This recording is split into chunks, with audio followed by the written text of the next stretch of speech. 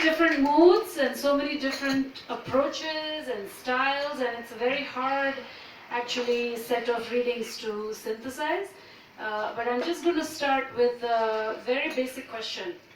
Okay, it's the first time at these salons that we've had three writers, thinkers, storytellers who are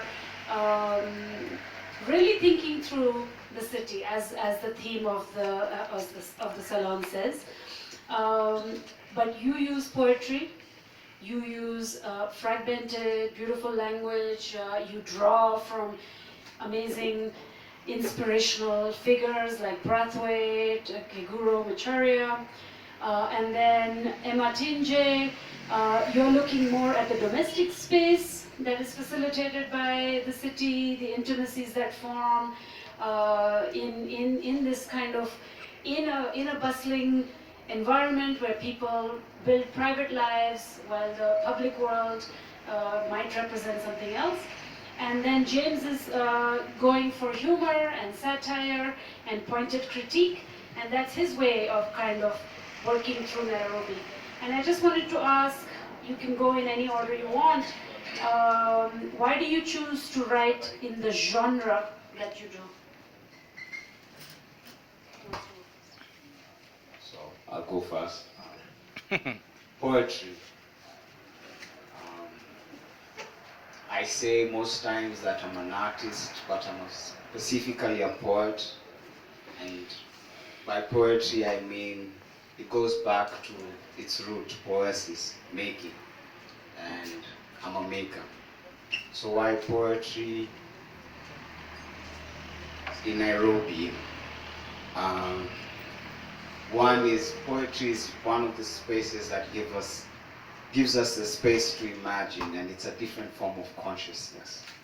So with poetry, it's not just looking or seeing, but seeing again. And in that seeing again, there's something that shifts, cognitive and behavioral. And if you make it a constant practice, then something happens. So that intense and sustained pressure on language, on space, on forms, helps me think through things, and I feel like I'm very far in what I would like to do, or even my poetry getting close to Nairobi. But Nairobi has been this place I've lived my whole life. I don't know any other place, to be honest. And sometime, maybe 8 years ago, I saw something on Kenya List, when Kenya List used to be a thing, when someone said, "You live in your own city like a middle-class tourist." And that changed something in me, and since that time I have consciously walked in the city, and I still do. And it's in this, I think of poetry not as me writing because I have something to say, but because I have something I'm listening to. So it's always an act of listening, because I've repeated this, people who know me I say, for there to be fearless speech, we need fearless listening. And so I listen to Nairobi. I'm trying to listen to Nairobi. I don't think I listen enough, but poetry is the way it comes out. Yeah. Thank you. Before we move to the others, can you, I'm a complete outsider. Okay, I've only moved here recently, and very quickly, this accusation of being a middle-class tourist, can you explain why middle class? What was this debate about that struck you? So this was a thread about, specifically why I remember this phrase was, I've worked for a couple of years in Gekomba, the big market, and Majengo is just right there, and so it was a thread around Majengo. And so the people who know Pumwani, Majengo area know that it's also been in Nairobi, the place with the longest history of sex work in Nairobi.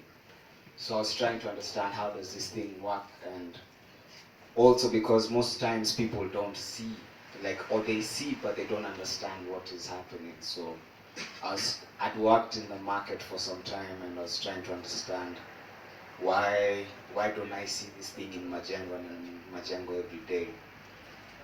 And my background, I will be sure, like for sure, I am middle class, grew up in certain parts of town, gone to certain schools, and the privileges that affords also.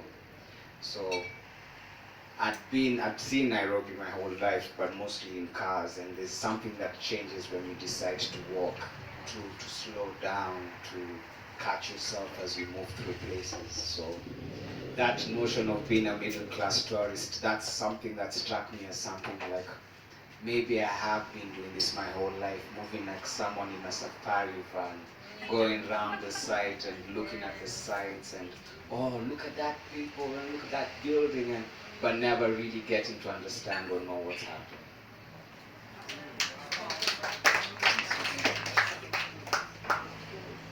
Okay. So you asked why I write in my genre? Yes. Can we hear her? Yeah. Can you? Okay, just a little bit. Okay. So I write. So I love the idea of love. I love reading about love. I probably have 1,000 books, romance novels. I'm not ashamed.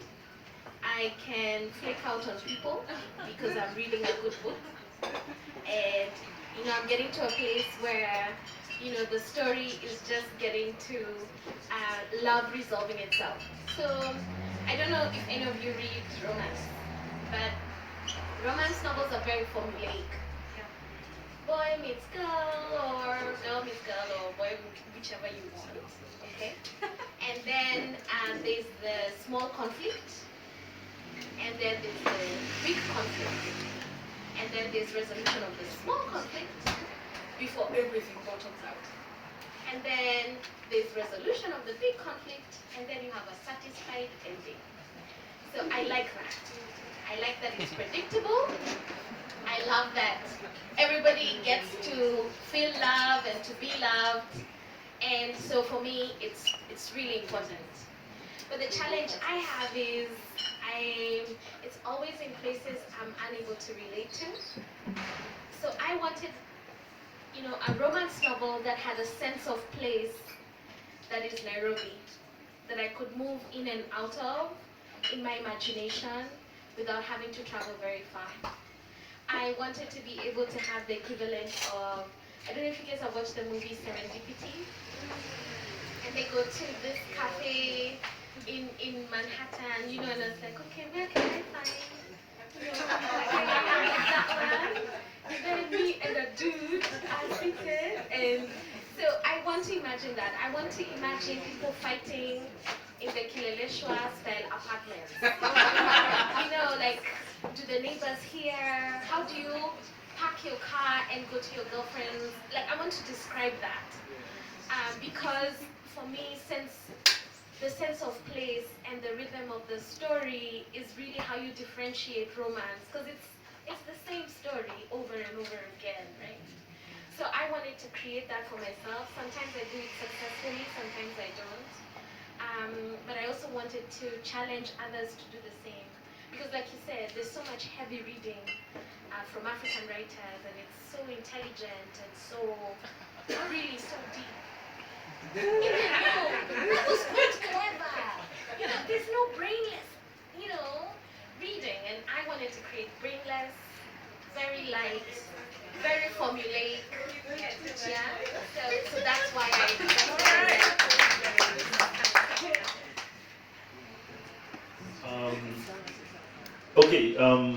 I use satire humor. So I used to read a guy called Ema Tinje, also known as Whispers. Every Kenyan here knows who that is. I loved his column until there's a point when I think he lost. I think he ran out of stories. There's a period when you could actually see like. So after that, there's a. Huh? No, I'll explain why he ran out. By the way. So there was a period when he actually lost. He'd been writing the column for about 15 years. 15 years. That's when he actually started. I think he ran out of stuff to say the same stuff. But I loved his column. Then when I was an adult, when I was 32, I got a column in the newspaper. And when I was given this column, I really didn't know what to do with it. I'd been running a very, very well-known blog at the time. And I was told, okay, we're giving you a full page. And so I had to do something. So what I started doing was similar to what Whispers was doing, but in my own way. And I was just doing little observations of what's happening in Nairobi. And I just do social commentary on that. So for me, it's just something I found much. I love doing social commentary, and I'm actually quite sardonic. So I like looking at things and flipping them and trying to see how they can be done differently, or how the same thing, how something different can be made the same like everything else.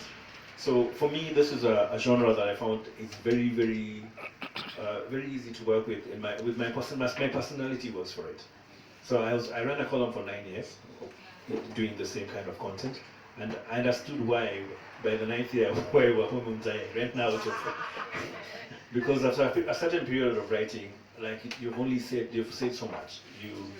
Especially if you're writing about the same specific thing, and 15 years is a long time. So very few columns can last that long. So that's why I picked the genre, and I still write this. I still write like this. I mean, the only problem with the writing that I do now is that I do reportage, so it's very difficult for me to inject that humor. I tried initially, and people really did not like it, because they want to read the news. They don't want to hear my funny way of looking at what happened in African writing. So I had to cut that out. So I do my own writing, and this is now one of the few chances I have to share it. Yeah. Thank you. I'm going to ask a semi-heavy question to all of you. I think in all your works, there was some kind of a mourning, or like some sort of loss of how things used to be, and then you've transitioned into something else. And I know you say that you want to write light, brainless things, but actually your Nostalgia and Other Short Stories debut collection is not necessarily, yes, it might be written in a light style, but it's really dealing with, the ex coming back, and how do you deal with that, or like, this relationship that Mary and this friend of hers are trying to navigate, where she's like, just sit here, I won't tell you what's wrong, So it's not typical romantic stuff, but it deals with actually more heavier themes, or how you build something, right?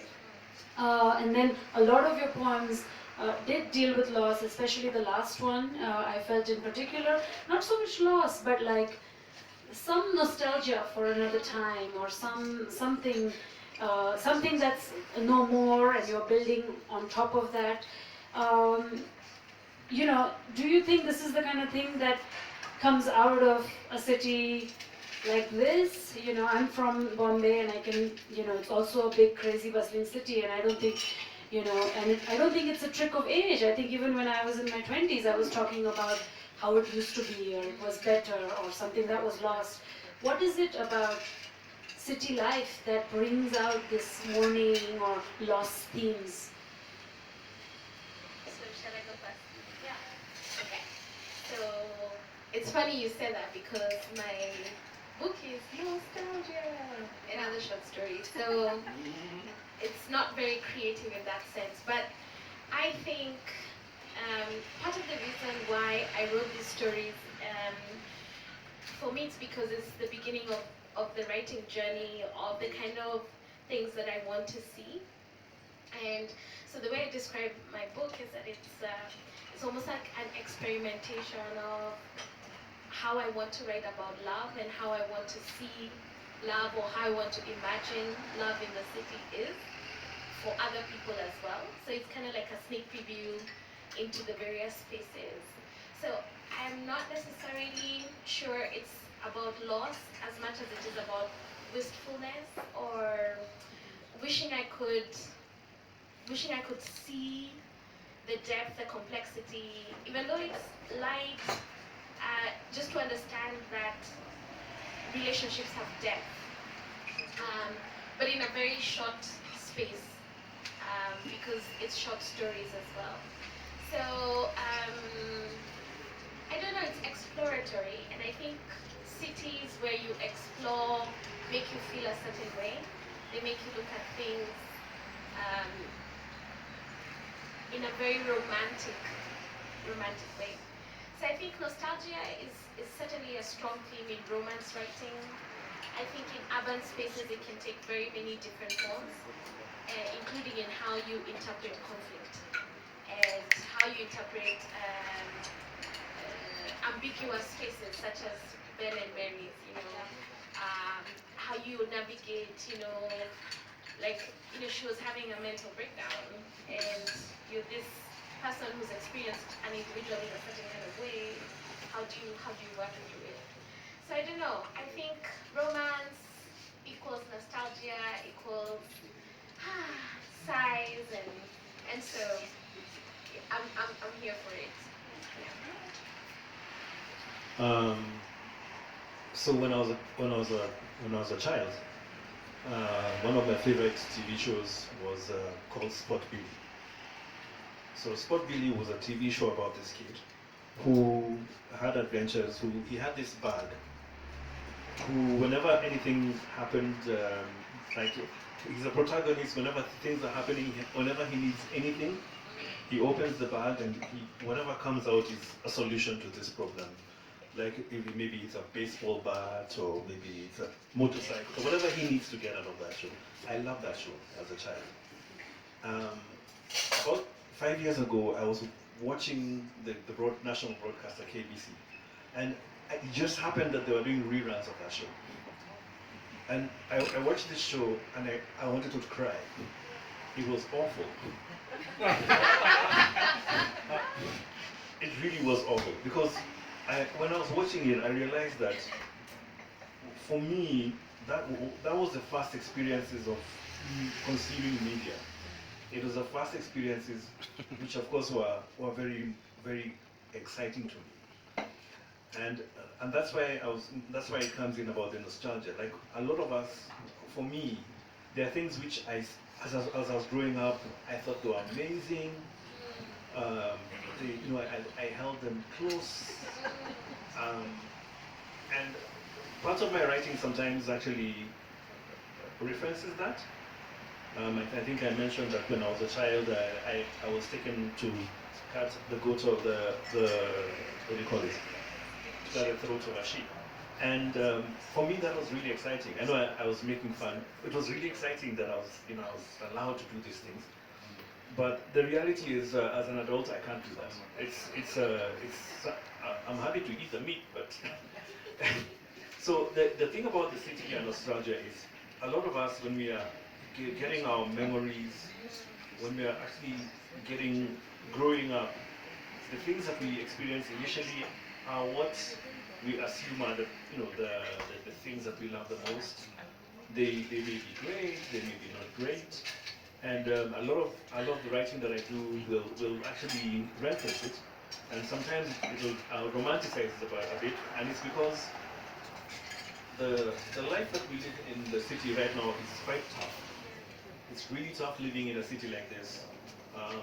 Last time we were talking about how expensive it is, how getting from here to there, it's so difficult, like surviving a certain way, and so when you're referencing that, you're actually mitigating that. Like at that time it was not as great, but I was not in charge, and life was much easier for me.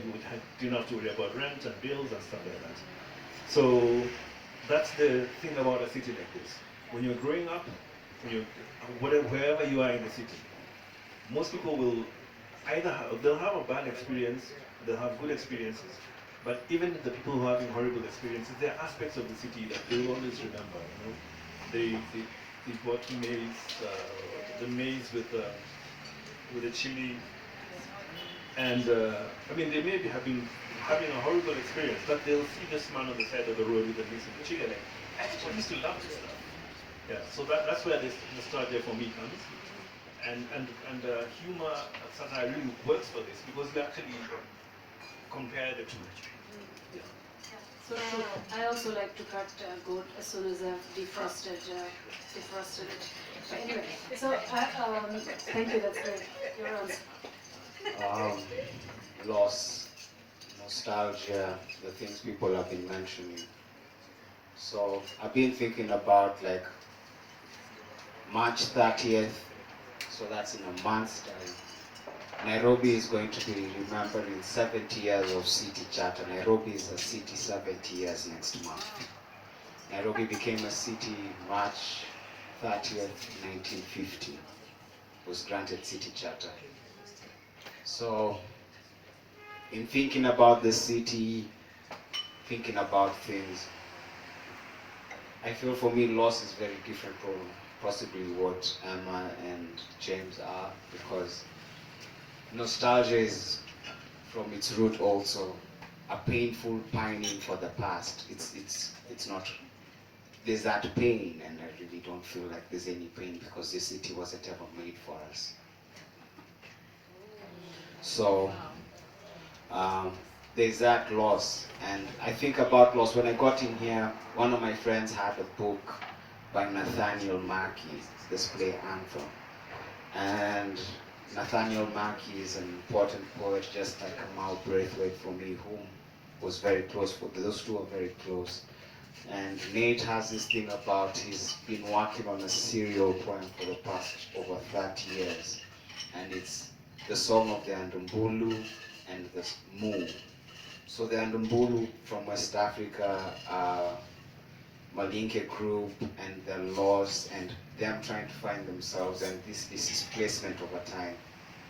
I don't think for me it was ever conscious. It's just the thing of like, when I speak of record hunting on River Road, actually there used to be record shops on River Road. You could go to Kamaro's shop, you could walk down and like actually buy LPs for stuff like back in the day. And in thinking about this, and like when I say I'm only best to an Eastern Sounds plays, it's trying to